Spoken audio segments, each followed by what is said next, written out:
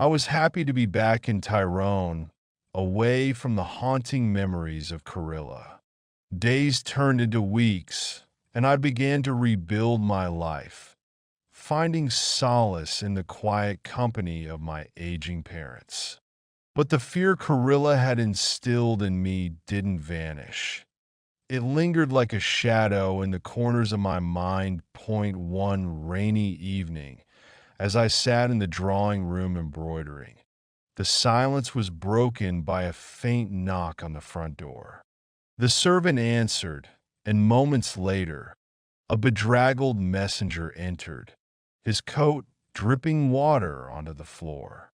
"A letter for Lady Glen Fallon," he announced, holding a sealed envelope that I froze at the mention of that name.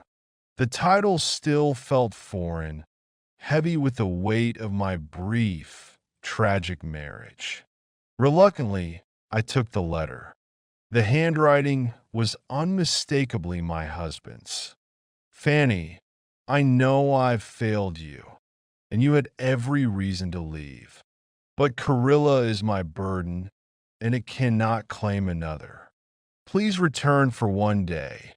There's something I must show you before it's too late. It concerns your safety and the truth about the woman you saw. I beg of you, trust me one last time. Glenn." The thought of returning sent shivers down my spine. But a part of me longed to know the truth, the answers that Glenn had so often refused to give. The journey back to Carilla was shrouded in dread. As the carriage approached the estate, I saw the familiar outline of the house against the stormy sky. It looked even more imposing than I remembered, as though it had been waiting for my return. Glenn met me at the door, his face drawn and pale. He seemed relieved to see me. "Thank you for coming," he said softly. "There's much to explain." He led me into the study, where a fire crackled warmly, though it failed to dispel the house's eerie chill. "The woman you saw," Glenn began, "was indeed my first wife, Eleanor. She and I were married for 5 years, but our union was troubled." He hesitated, as if struggling to find the right words. "Eleanor was jealous, possessive, and unstable. She became obsessed with the idea that I was unfaithful, though I swear I never was. One night, during one of her fits of rage, there was an accident. She fell and struck her head." Glenn's voice broke. "I didn't kill her, Fanny, but I didn't save her either. I was too afraid of what people would think. So I staged her death as an illness and buried her quietly. What I didn't realize was that her spirit would never rest." Glenn took me by the hand and led me to the back of the house, the very place he had forbidden me to go. The air grew colder with each step. We stopped in front of a door, its wood warped and cracked with age. "She's still here," Glenn said, his voice trembling. "Her spirit haunts this part of the house, bound by anger and betrayal. I've tried to leave Carilla, but something always pulls me back." He opened the door, revealing a dimly lit room. In the center was a mirror, its surface cracked and tarnished. "This is where she died," Glenn said, "and this is where she appears." As if summoned by his words, the room grew icy, and a faint figure began to materialize in the mirror. It was Eleanor. Her pale face and white eyes stared back at us, her expression twisted with rage. "You lied to me," she hissed, her voice echoing unnaturally. "You promised to love me, yet you brought another into my home. She will suffer as I have suffered." I felt a sudden surge of courage. "Eleanor," I said, stepping forward, "I am not your enemy. Glenn made mistakes, but holding on to this anger will only keep you trapped. Let go and find peace. For a moment, the room was silent. Then, to my astonishment, Eleanor's expression softened. Her form began to fade, and the mirror shattered, sending shards flying across the room. Glenn pulled me back, shielding me from the glass. The next morning, the house felt different, lighter, as though a great weight had been lifted. Glenn and I decided to leave Carilla for good. He sold the estate and used the proceeds to start a new life for us in France.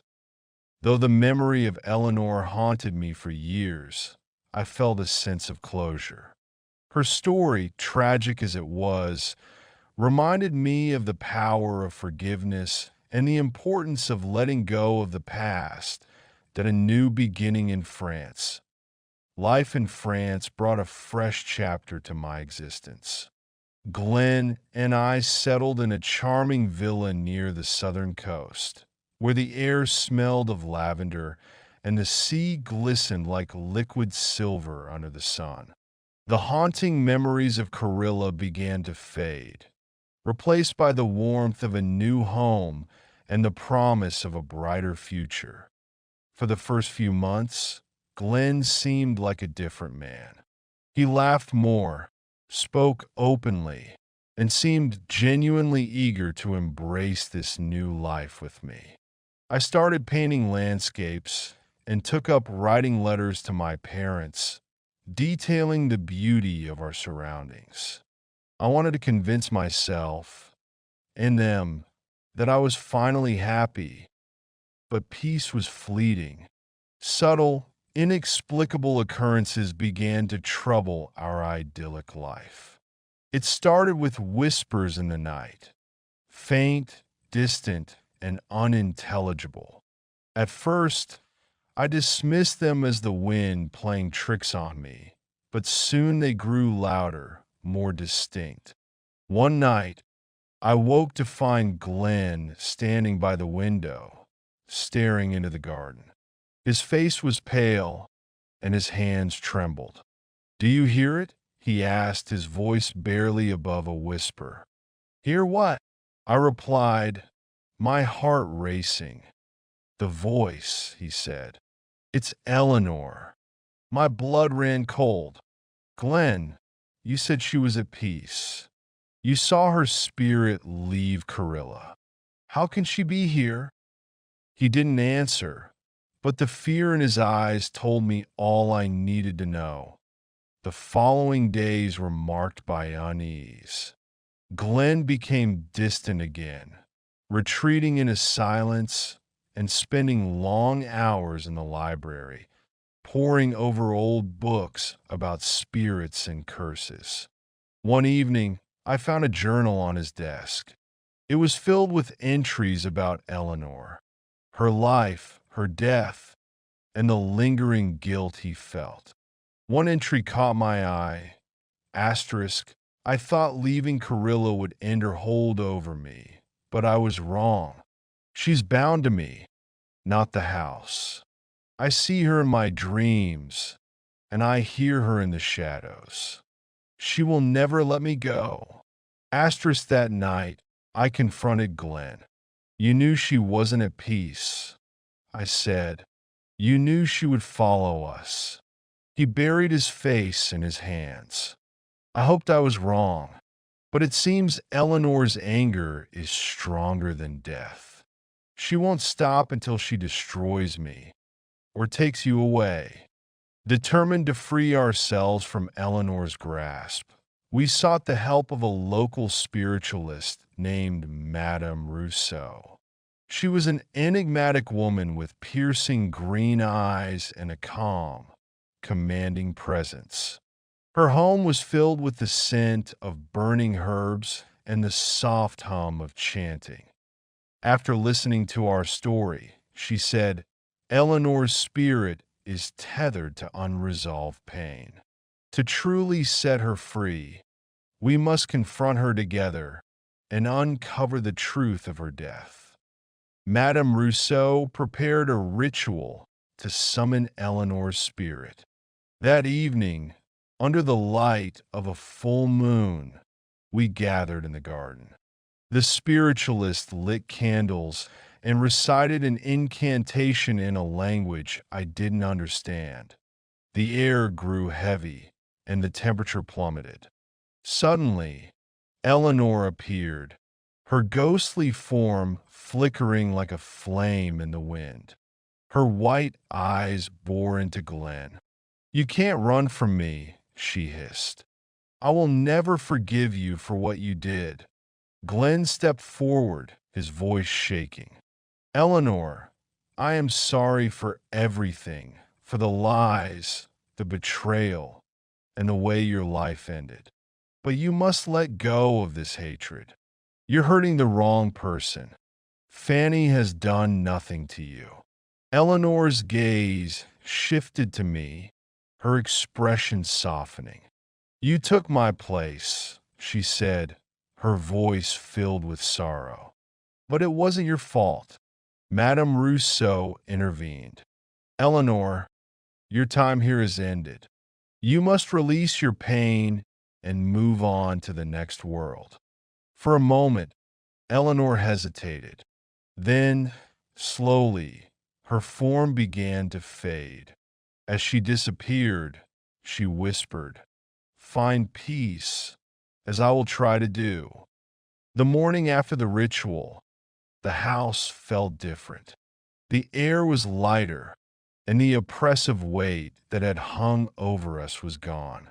Glenn and I embraced, both of us relieved and exhausted. Over time, we rebuilt our lives in earnest. Glenn began to heal from his past, and I finally felt free to embrace my future. Though the memory of Eleanor lingered, it no longer haunted us.